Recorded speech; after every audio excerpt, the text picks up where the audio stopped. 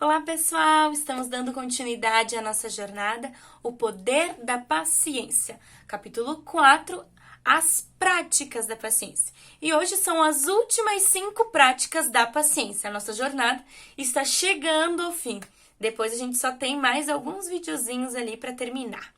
Então, essas são as últimas 5 práticas da paciência da qual nós vamos falar hoje. Então, vamos logo para a primeira. Diga a si mesmo que você tem todo o tempo que precisa. Bom, quantas vezes você estava no trabalho, ou mesmo em casa, nos estudos, muita coisa atarefada para fazer e chegava um ponto que você olhava para tudo aquilo e você dizia: não vai dar tempo, eu não vou conseguir fazer tudo isso. E aí, por conta disso, você se desesperava, você entrava em pânico, ficava nervoso, estressado, e aí sim que as coisas não andavam mais adiante. Bom, aqui a Ryan vem trazer uma prática muito simples, que é muito mais uma questão de positividade, por assim dizer, e uma questão de escolha. Nós já viemos falando há muito tempo que a paciência ela é uma escolha. Um dos grandes bônus de sermos humanos é que nós temos o poder de escolha. E a questão de tempo também é uma escolha. Bom, quando você vê todas aquelas coisas atarefadas para fazer, em vez de você dizer que você não tem tempo, que você não vai conseguir fazer tudo aquilo ali, comece a dizer para si próprio: eu tenho todo o tempo que eu preciso. Diga isso em voz alta para si próprio: eu tenho todo o tempo que eu preciso. Por quê? Tudo que nós falamos, o nosso cérebro provavelmente pensa naquilo e automaticamente ele gera pensamentos sobre aquilo que nós falamos. Certo? Então, quando você fala que você não tem tempo, que você não vai conseguir fazer tudo aquilo, o cérebro gera diversos pensamentos, né? Catastróficos sobre aquele atraso, sobre não conseguir fazer aquilo. E aí a gente fica nervoso, fica impaciente, fica estressado, e aí sim que a gente não consegue fazer as coisas, que as coisas não andam pra frente. E aí, realmente, falta tempo. Nas próprias palavras dos psicólogos, né? Quando a gente diz para nós mesmos que nós temos todo o tempo que precisamos, né? Quanto mais conseguimos nos manter tranquilos quando estamos sob pressão, mais capacidade teremos de agir, porque estamos usando a parte racional da nossa mente para nos ajudar. Então, quando nós falamos para nós mesmos, eu tenho todo o tempo que eu preciso, o cérebro vai produzir diversos pensamentos em cima daquilo. Então, ele vai se manter tranquilo, apaziguado, vai se manter concentrado e por mais que o tempo vai ficar apertado, você vai conseguir dar conta de fazer aquelas coisas. E o máximo que vai acontecer é de faltar um ou outro detalhe que não vai ser tão catastrófico se deixar para o outro dia. Então, da próxima vez que tiver uma pilha de coisas para fazer, não entre em desespero. Respire fundo e diga para si próprio: eu tenho todo o tempo que eu preciso. Coloque isso em prática e você vai ver como no seu dia a dia as coisas vão melhorar e vai ter tempo para fazer tudo. Segunda atitude, segunda prática da paciência. Faça uma análise dos riscos. Bom, se você for uma pessoa, como a maioria da nossa sociedade, né, que pensa catastroficamente em todas as situações que acontecem na nossa vida, né? Eu vou me atrasar pro meu compromisso. Meu Deus, eu vou ser demitido. Eu vou perder a maior coisa, não sei o quê, né? Pensa na pior coisa possível, né? A nossa sociedade tem muito disso. Se você for esse tipo de pessoa, essa prática é pra você. E ela é maravilhosa. Analisar os riscos. Bom, como que funciona isso? Toda vez que se aparecer para você uma situação que foge do seu controle ou que é muito difícil de ser superada, em vez de você entrar em pânico, né? Meu Deus, como isso vai acontecer? Eu não vou conseguir resolver isso. Isso não vai dar certo. Pare e pergunte para si próprio: o que de pior pode acontecer se isso aqui der errado? Como, por exemplo, meu Deus, meu prazo está apertado, eu não vou conseguir entregar essa planilha. Bom, qual é a pior coisa que pode acontecer se eu não conseguir entregar a planilha hoje? Vou ser demitido. Bom, e agora tente resolver a situação. Fui demitido. Bom, pense, né? Pense, olha, eu tenho um bom currículo, tenho experiência, com certeza eu posso ir lá entregar esse currículo, vou ficar um tempinho desempregado, mas é no seguro-desemprego, então eu conseguiria um outro emprego. superei a minha obstáculo. Agora pense realisticamente. Se eu atrasar esse meu relatório, eu realmente vou ser demitido por acabar deixando, o relatório para entregar amanhã? Não, muito provavelmente você vai levar uma bronca do chefe. E o que você precisa fazer é escutar a bronca do chefe e continuar o serviço. Ótimo! Por que essa prática é tão importante de ser feita? Porque a maioria das vezes, quando as coisas trágicas acontecem na nossa vida, o que mais faz a gente perder tempo é nós ficarmos desesperados, impacientes, estressados. A gente passa muito mais tempo, focando ali no problema, em como aquele problema não podia ter acontecido, como isso foi acontecer. A gente fica tão focado naquilo que a gente perde tempo e energia com aquilo. Em vez da gente botar o nosso tempo e a nossa energia pensando em como resolver a situação, em como que as consequências daquela situação. Se nós pensarmos mais, gastar nosso tempo e a nossa energia analisando os riscos e resolvendo as consequências dele, as coisas fluem de uma maneira muito mais simples, muito mais prática. Então, realmente, da próxima vez que você queimar a comida, atrasar o relatório, ficar preso no trânsito, analise o risco. O que de pior pode acontecer se essa consequência aqui perdurar? E aí, imagine a pior coisa. E assim que imagina a pior coisa, tente superá-la. Como que você superaria? Imagine você superando aquela situação. Deu para superar de uma maneira simples? Pronto. Agora pense realisticamente. O que realmente de pior pode acontecer com essa situação? Vou ter que pedir uma comida, delivery, que queimou, vou ter que amanhã escutar a bronca do chefe que atrasou o relatório, vou me atrasar uns 10 minutos aí, Fiquei preso no engarrafamento. É o máximo que vai acontecer? Ótimo! Tenha paciência que isso aí logo vai se resolver. Vá lá, resolva dessa maneira como você pensou e segue a vida. Não fique preso ao problema. Resolva esse problema. Analise os riscos e ponha a solução em prática. A gente vai economizar muito tempo e muita energia botando isso em prática. Simples, não é? Às vezes a gente só tem que pensar um pouquinho. Terceira prática da paciência. Mantenha os olhos no prêmio. Bom, para explicar bem essa prática, eu vou ler a história que a Ryan coloca aqui como base para essa prática, que é maravilhosa essa história. Então preste muita atenção. Em sua autobiografia Superar o Impossível, Christopher Reeve escreve sobre a sua determinação de ficar de pé novamente após a queda de cavalo que o deixou paralisado do pescoço para baixo em 1995. Não é possível, lhe diziam os especialistas. A medula espinhal não pode ser regenerada. E acrescentavam que ele tinha sorte de estar vivo. Mas o antigo super-homem estabeleceu um objetivo para si mesmo: ficar de pé no dia que completasse 50 anos em 2002 e brindar aqueles que tivessem tornado esse fato possível.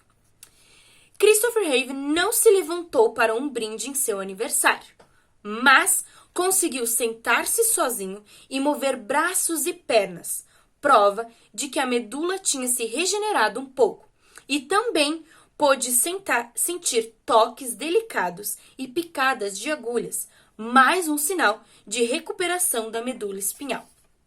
Ele alcançou essas vitórias por meio de um programa de exercícios físicos incrivelmente exigentes, que requeriam uma imensa paciência por parte dele e daqueles que o auxiliavam. A paciência para fazer os mesmos exercícios exaustivos repetidamente, sem resultados aparentes. Bom, uma das práticas da paciência é manter os olhos no prêmio. Como Christopher. Ele, caiu de um cavalo, ficou paralisado, ele era ator, ele tinha recém feito, Super-Homem, então um grande, sucesso na época, e acabou ficando paralisado. E os especialistas, as pessoas ao redor, dizem que ele não iria voltar. Mas ele botou um objetivo na vida dele, que ele ia conseguir ficar de pé. E ele botou um prazo longo, que era quando ele ficasse com 50 anos. E desde aquele momento ele ficou fazendo vários exercícios, que no dia a dia não aparentavam progressos, mas que ao longo dos anos demonstrou o grande progresso. E o que isso tem a ver com a paciência, Ana? Bom, para chegar nesse progresso, teve que ter muita paciência. Paciência de fazer o mesmo exercício todos os dias e aparentemente não ter progresso. Mas focar. Eu vou chegar lá nos meus 50 anos e eu vou conseguir fazer isso. E a paciência é assim também. Botar um objetivo. Olha, até o final do ano eu vou ter chegado lá no patamar de 8,5 na minha paciência, né? Que é o que nós falamos nas práticas anteriores. É o objetivo. Foca no objetivo. O objetivo é esse. E nada vai tirar a minha paciência até eu alcançar aquele objetivo. Por que a Ryan vem nos colocar que ter a paciência como objetivo é eficaz? Nós, seres humanos, vivemos de objetivos, né? Já foi falado anteriormente isso lá numa outra estratégia. Que nós, seres humanos, se não tivéssemos fé, se nós não acreditássemos na evolução, nós nunca sairíamos do nosso lugar. O que nos mantém sempre evoluindo é justamente a esperança, o foco em alcançar alguma coisa. Então, se você botar a paciência como um objetivo, como um prêmio, vai ser muito mais fácil de alcançar, porque o nosso cérebro vai produzir hormônios de incentivo a alcançar aquele objetivo. Então, da próxima vez que você tiver que lidar com alguma situação, lembre-se que o seu objetivo é a paciência. Não tire os olhos do grande prêmio, que é ter uma vida emocional, uma vida psicológica muito mais estável, muito mais saudável, a partir da paciência. Foca no objetivo. Quarta prática da paciência. Não se deixe sobrecarregar. Bom, isso é uma coisa que a gente já ouve há muito tempo na nossa sociedade, que a gente se sobrecarrega demais, que isso faz muito mal para a nossa saúde psicológica e emocional, mas ainda assim a sociedade onde a gente vive nos sobrecarrega diariamente. A gente tem casa, tem estudos, tem trabalho, tem amigos, tem relacionamento, e quando a gente vê, a gente tem muitas coisas para fazer. E um dos motivos da gente ter muitas coisas para fazer é que desde pequenos a sociedade nos ensina que a pessoa que quanto mais coisas faz, melhor ela é. Ela alcança as coisas com mais facilidade, mas ninguém vê todos os traumas e as deficiências que acabam ficando nisso. Desde pequenininhos nós somos ensinados isso. Lá, quando nós éramos crianças na escola, nós éramos premiados por fazer várias coisas. Então, se o aluninho copiava toda a matéria, lia toda a matéria, ia lá no quadro fazer as coisas pro prof, ia bem na educação física, brincava direitinho lá no parquinho, lia livros extras, se sobrecarregava, no final ele ganhava uma estrelinha. Ele ganhava o elogio da prof, ele era o favorito da prof. E assim, a gente foi se criando, entendendo que nós temos que ficar com tudo pra nós. Todas as responsabilidades, todas as tarefas têm que ficar pra nós. Porque se nós conseguirmos resolver tudo, nós vamos ser premiados. Só que a custo de quê? A custo da nossa saúde psicológica e emocional. Então, hoje, né, já faz um tempo que psicólogos e neurologistas vêm falando que a gente tem que parar de se sobrecarregar. Mas hoje, a nossa geração tem pautado muito nisso, tem dado muita repercussão o não se sobrecarregar. O delegar funções é muito importante. E essa é uma prática muito importante da paciência. A pessoa que já está num alto nível de paciência, ela não pega mais todas as tarefas para si. Ela não enche a sua rotina de coisas para fazer. Ela delega, ela diz não. Por quê? Ela sempre deixa no dia dela 1 hora, no mínimo 1 hora, para imprevistos. Uma doença, uma dor no dente, um trânsito, um trabalho extra que tem que ser feito, ou mesmo uma soneca, uma pausa, um hobby. Sempre tem 1 hora no dia que a pessoa tem completamente livre para fazer absolutamente nada. Mas que se caso acontecer um infortúnio, aquela 1 hora tá ali para isso. Então, da próxima vez que você for pegar mais uma responsabilidade, pare e pense. Será que eu tenho tempo realmente para fazer mais essa coisa? Será que eu preciso me responsabilizar por isso? Será que não dá para eu delegar mais as minhas funções? Será que não dá para eu dizer mais não para as situações de convites e situações do dia a dia? Aonde que eu posso cortar tarefas do meu dia? Onde que eu posso economizar o meu tempo? Pegue a sua rotina, coloca tudo num papelzinho. O que que você faz no seu dia a dia? Realmente, faça uma planilha de segunda a domingo, do horário que você acorda até o horário que você vai dormir, e coloque tudo que você faz em cada um daqueles dias. e observe daí o que eu posso tirar, o que eu posso delegar, o que eu não preciso mais fazer.